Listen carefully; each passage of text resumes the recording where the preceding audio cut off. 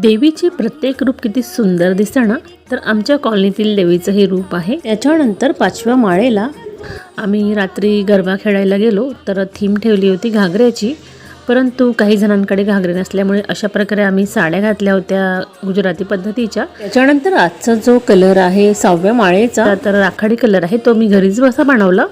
तर काही काळी रांगोळी घेतली आणि काही पांढरी, आणि अशा प्रकारे छानसा हा कलर तयार झालेला आहे। तर बघा, देवीची पावलं आणि रांगोळी अशा प्रकारे मी काढून घेतली।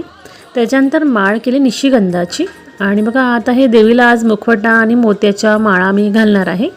तर मी आता हे काल 2-1 दिवस झाले बाजारात गेली, त्यावेळेस मी अशा प्रकारे साज आणला होता देवीचा, तर मुखवटा मात्र जुना आहे।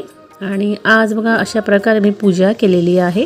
तर म्हटलं मोत्याचे दागिने आणलेच आहेत, तर मातेच्या कानामध्ये डूल आणि नाकामध्ये नथ आहे, आणि हा साज खूप सुंदर दिसेल। तर